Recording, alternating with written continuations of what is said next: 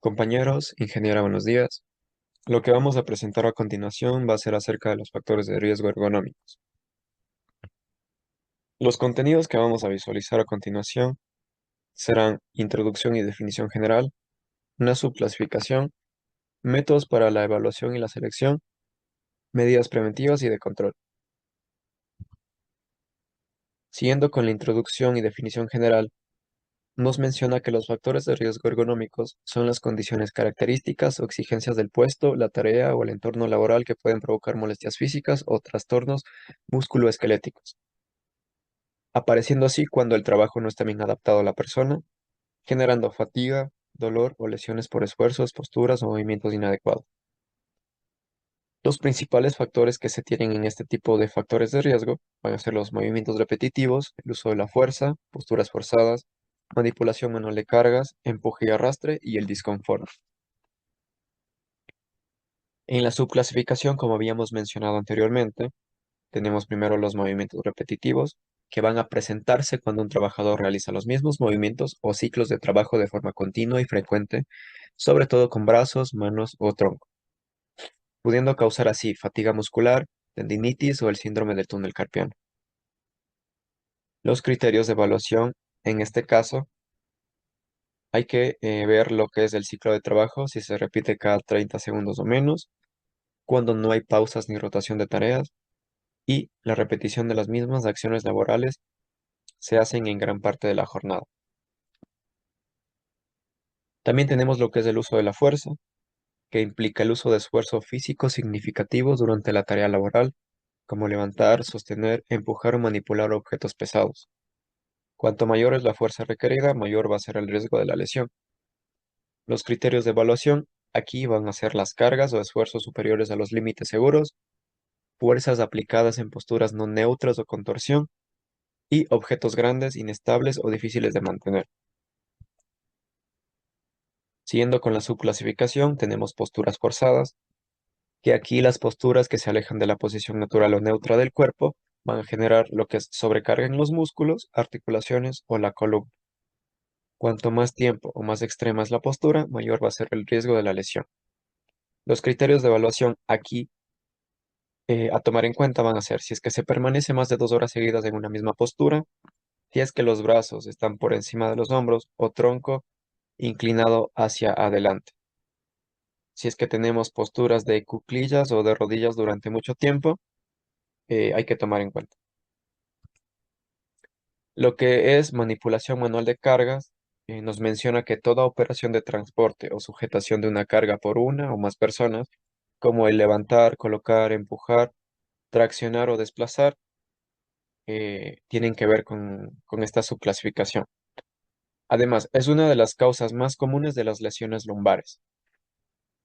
Teniendo en cuenta los criterios de evaluación para este caso, habrá que notar el peso de la carga, que es un riesgo alto si se supera 25 kilogramos en los hombres y 15 kilogramos en mujeres. La distancia de la carga al cuerpo, cuanto más alejada, mayor va a ser el esfuerzo. Y la frecuencia de levantamientos y altura de agarre. Después tenemos lo que es el empuje y arrastre, que son tareas en las que se desplaza una carga sin levantarla completamente, donde el empuje es aplicar fuerza alejando el objeto del cuerpo y el arrastre es aplicar fuerza atrayendo el objeto hacia el cuerpo.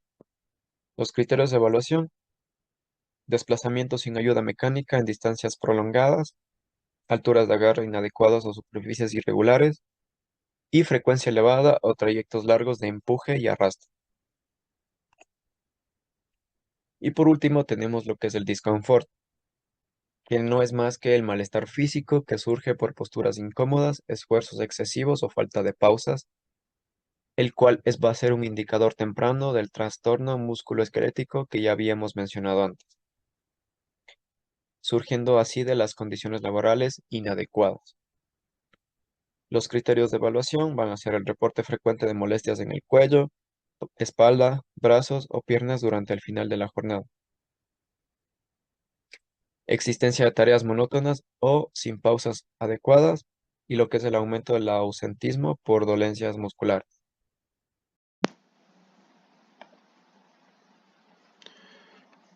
Siguiendo con la presentación, a continuación tenemos los métodos de evaluación. El primer método que nosotros escogimos fue el método RULA, que es el Rapid Upper Limb Assessment. Este método evalúa las posturas individuales del trabajador y selecciona aquellas que implican una mayor carga postural por su duración, frecuencia o desviación respecto a la posición neutra. Primero hay que observar las tareas y se eligen las posturas más representativas. Si no hay ciclos definidos, se evalúan los intervalos regulares. Las mediciones angulares se realizan directamente o mediante fotografías, asegurando su correcta perspectiva. Y este análisis debe aplicarse por separado en ambos lados del cuerpo, priorizando el que presente mayor exigencia postural. ¿Cómo se aplica? ¿O cómo lo hacemos? Primero, hacemos una observación de la tarea. Se analiza el trabajo durante su jornada para identificar las posturas más representativas o, o comunes. Si el trabajo tiene ciclos repetitivos, se observan varios ciclos, si no, se realiza una observación a intervalos regulares. Segundo, seleccionamos la postura. Se elige la postura que implique mayor carga postural, ya sea por su duración, frecuencia o desviación, respecto a la posición neutra. Y en caso de duda, se recomienda evaluar ambos lados del cuerpo, el derecho y el izquierdo. Medición de ángulos. Se registran los ángulos articulares de cada segmento corporal. Brazos, antebrazos, muñecas, cuello, tronco y piernas.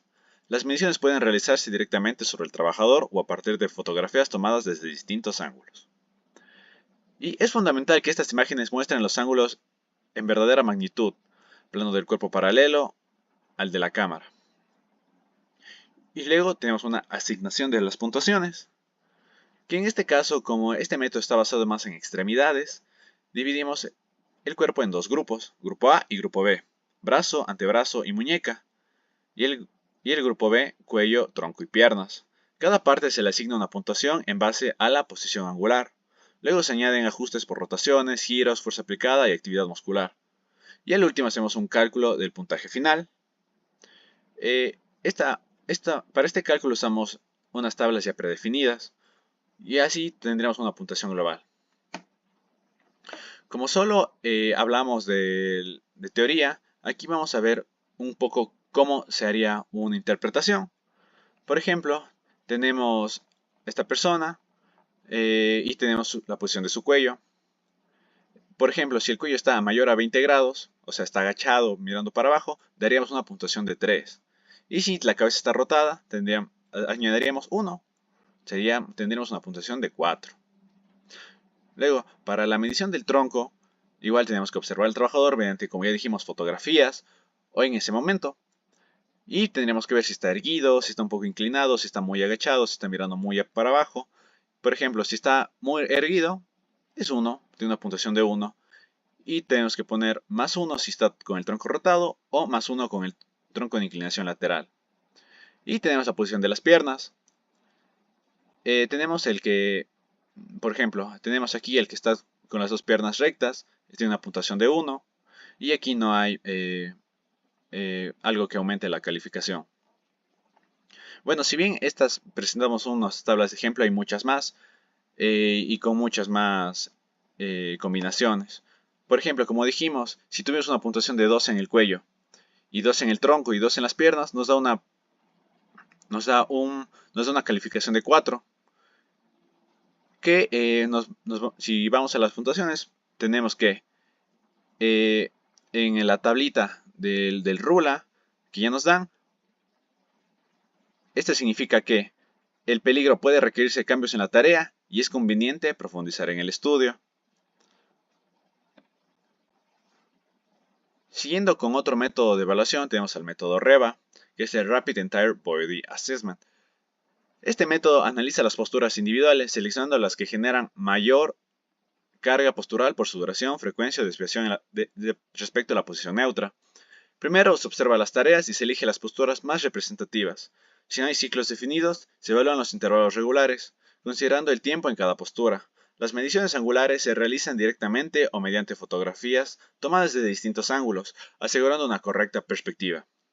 El análisis debe aplicarse por separado en ambos lados del cuerpo, priorizando el que presente mayor exigencia postural. Bueno, si bien es parecido al método RULA, este método está más más enfocado a las, no tanto a las extremidades pequeñas del cuerpo como las muñecas o brazos, a las muñecas o el tobillo, sino a todo el cuerpo en general, como los brazos, piernas, tronco, más no tan específico. Aplicación. Primero hacemos una observación de la tarea. Como en el método anterior, la aplicación es muy parecida, pero como ya dijimos, este se va enfocado en las extremidades más grandes, como son el brazo entero, el torso, las piernas enteras, en general, las partes completas. Primero, se analiza el trabajador en su entorno, observando las posturas adoptadas durante las tareas. Se seleccionan las posturas más críticas, es decir, las que implican mayor carga postural, duración o frecuencia. Si no existen ciclos de trabajo, se pueden realizar observaciones a intervalos regulares. Siguiendo selección de la postura, se elige una o más posturas representativas del trabajo a evaluar. El análisis se puede hacer por lado derecho o lado izquierdo del cuerpo, priorizando el que tenga mayor exigencia. Seguimos con la medición de ángulos. Se miden los ángulos articulares del cuello, tronco, piernas y extremidades superiores. Las mediciones pueden hacerse directamente o a partir de fotografías del trabajador, asegurando una perspectiva adecuada, como en el método anterior. Y vamos asignando las puntuaciones, que en este caso dividimos el cuerpo en dos grupos. El grupo A, tronco, cuello y piernas, y el grupo B, brazo, antebrazo y muñeca. Cada segmento se le asigna una puntuación base siguiendo el ángulo de desviación o postura. Se agregan ajustes por carga, fuerza y tipo de agarre, y actividad muscular y acoplamiento, lo que esto es diferente al método anterior, porque aquí va a haber la carga, la fuerza y el tipo de agarre. Y hacemos el cálculo del puntaje total, que se combinan los resultados de ambos grupos mediante tablas específicas, como en el método anterior, y el resultado final va de 1 a 15 puntos, indicando un nivel de riesgo postural y la urgencia de tomar acciones para corregir. Bueno, ¿cómo interpretamos los resultados? Igual que el método anterior, tomamos de ejemplo a esta persona. Por ejemplo, si está inclinada para adelante, como en este caso del torso, tenemos una puntuación de 3. Y si el tronco está con inclinación lateral o con rotación, aumentamos 1. Y siguiendo en el cuello, aquí solo hay dos puntuaciones, si está recto o si está menor a 20 grados o mayor a 20 grados. Si está con mayor o menor a 20 grados, añadimos un punto. Luego, siguiendo con las piernas, en la posición de las piernas, si están rectas, inclinadas o encima de algo, lo máximo que podemos añadir es una calificación de 2 puntos. Y también si las piernas están flexionadas. Si están de un ángulo entre 60 y 30 grados, es más un punto. Si está en un ángulo mayor a 60 grados, añadimos dos puntos. Bueno, ahora interpretamos los resultados. Como en el caso anterior, igual usamos tablas. Hay muchos tipos de tablas, pero en este caso usamos las que incluyen el cuello, el tronco y las piernas. Por ejemplo, si en el tronco tenemos una calificación de 3, de piernas 2 y de cuello 2, tenemos una calificación de 5. Si nos vamos a la tabla, tenemos que de 4 a 7, o sea, en el rango justo donde está nuestra calificación, es un riesgo medio y necesitamos actuar. Tal vez no tan urgente como las demás, pero es necesario tomar acciones. El otro método que vamos a evaluar va a ser el método OWASP, que es el Obaco Working Posture Analysis System. Este método fue desarrollado por la empresa Obaco Steel en la década de 1970 para analizar las posturas del trabajo en entornos industriales. Su objetivo principal es identificar y clasificar las posturas del cuerpo que pueden causar fatiga o lesiones musculoesqueléticas, con el fin de establecer prioridades, corrección y mejorar las condiciones ergonómicas del puesto. Para la aplicación, eh, tenemos igual la observación del trabajo. Se realiza una observación directa o mediante un video de las tareas que ejecuta el trabajador. Se identifican las posturas típicas del tronco, brazo y piernas, además del peso o fuerza manejada. Y se seleccionan las posturas más representativas. Se eligen las posturas más frecuentes o críticas dentro del ciclo de trabajo. Si el ciclo es largo, se registran muestras en intervalos regulares para representar todo el proceso. Clasificación de las posturas. Cada postura observada se codifica mediante un sistema de 4 dígitos que describen tronco, 4 categorías, recto, inclinado, girado, girado. Brazos, 3 categorías, abajo, ambos abajo, uno arriba, ambos arriba. Piernas, 7 categorías, de pie, caminando, sentadilla, arrodillado, en fin, hay muchas. Y de carga, Aquí tenemos tres categorías, 10 kilos, de 10 a 20 kilos y mayor a 20 kilos. Y asignamos un código. Por ejemplo, si tenemos un 2-3-1, indica que el tronco está inclinado, los brazos ambos están abajo, las piernas están caminando y la carga es menor a 10 kilos. Y determinamos el nivel de riesgo. Con los códigos obtenidos se consulta una tabla de valoración OWASP y se clasifican las posturas en 4 niveles de acción. Bueno, siguiendo con los resultados o siguiendo con la interpretación de los mismos, tenemos que, aquí tenemos un ejemplo, que tenemos la posición de la espalda. Si tenemos una espalda doblada, tenemos dos de calificación, una espalda con giro 3 y así. Igual la posición de los brazos, tenemos diferentes calificaciones dependiendo de cómo estén. Y la posición de las piernas también tenemos diferentes calificaciones, si está agachado, si está arrodillado, si está andando, como dijimos. Cada uno va a tener su calificación o su código, mejor dicho. La carga o fuerza, si es de menos de 10 kilos de 1, entre 10 y 22, entre más de 23 y así respectivamente. Bueno, ¿y cómo interpretamos estos resultados? Igual que los métodos anteriores, tiene tablas ya predefinidas. Por ejemplo, en categorías de riesgo y acciones correctivas, usamos el que contiene piernas, carga, brazos y espalda. Si bien, como les dijimos, hay otras tablas que incluyen más cosas, nosotros nos vamos a centrar en esta. Por ejemplo, si tenemos una puntuación de piernas de 3, carga de 2 y nuestros brazos están en un código 2 y nuestra espalda también está en un código 2, tenemos 3 de resultado. ¿Qué nos dice el 3? Nos dice que la postura con efectos dañinos sobre el sistema musculoesquelético. ¿Y qué se necesita? ¿Qué hay que hacer? Que se requieren acciones correctivas lo antes posible. Bueno, este es un ejemplo del método REVA. Por ejemplo, aquí tenemos la señora, esta señora que está aquí trabajando. Tenemos que en el cuello está en flexión entre 0 y 20 grados, lo cual nos da un punto. Tenemos las piernas que se encuentran en un soporte bilateral, así una pierna está más arriba que la otra, y tenemos un resultado de 2 puntos. El tronco se encuentra flexionado más de 60 grados, o sea, está muy para adelante. Y lo que se añaden 3 puntos. En la tabla A vamos a ver los valores. Como dijimos, tenemos un tronco con 3 puntos. Tenemos unas piernas con un punto y un cuello con un punto. Por lo cual tenemos una calificación de 2. Y como vimos en la tabla anterior, está aquí. Y con una puntuación de 2, es bajo, el riesgo es bajo y puede ser necesaria la acción para que la persona no corra riesgos. Cerrando nuestra presentación en cuanto a los riesgos laborales, en cuanto a la ergonomía, vamos a conocer un poco cómo prevenirlos y a su vez entender qué es la prevención adaptada a la ergonomía, donde tenemos que anticiparnos los problemas físicos y mentales derivados de una mala relación entre el trabajador y su entorno laboral, teniendo como objetivo diseñar un trabajo adaptado a las capacidades y limitaciones humanas, evitando lesiones, fatigas y trastornos musculoesqueléticos, y teniendo como prioridades en esta área, por supuesto, cuidar del bienestar del trabajador, pero a su vez mantener eficiencia y productividad en el entorno laboral.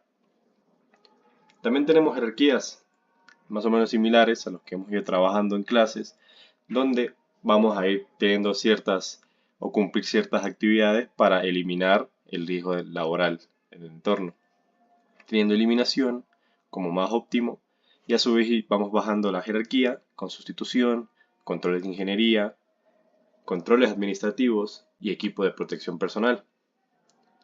En eliminación sabemos que es el más óptimo de todos, ya que suprimimos por completo la fuente de riesgo ergonómico, pudiendo realizar actividades como automatizar un proceso que requiere movimientos repetitivos, instalar sistemas de transporte en lugar de levantar o arrastrar cargas manualmente, y eliminar tareas innecesarias o mal diseñadas.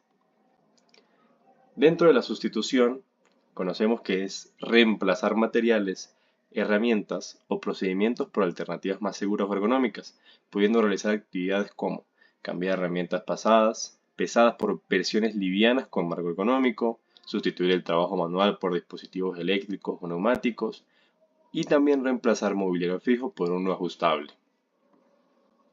En controles de ingeniería, tenemos que son modificaciones físicas en el puesto o entorno de trabajo, pudiendo realizar actividades como ajustar la altura de mesas, sillas y monitores según la antropometría del trabajador. A su vez, podemos incorporar apoyapiés, bandejas deslizantes o superficies regulables. Y por último, mejorar la iluminación, la ventilación y el espacio de trabajo. En controles administrativos, tenemos que estos son cambios en la organización del trabajo, la gestión del tiempo o la capacitación del personal, donde podemos realizar actividades como establecer rotación de tareas para evitar movimientos repetitivos, implementar pausas activas y micro descansos programados, y por último capacitar al personal en técnicas de levantamiento seguro y posturas adecuadas.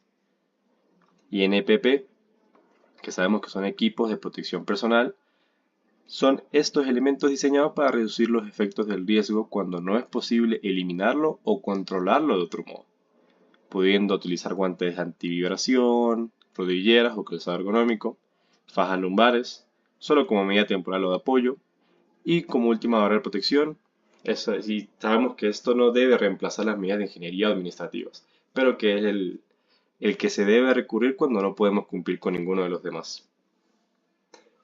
De aquí sacamos nuestra información y muchísimas gracias.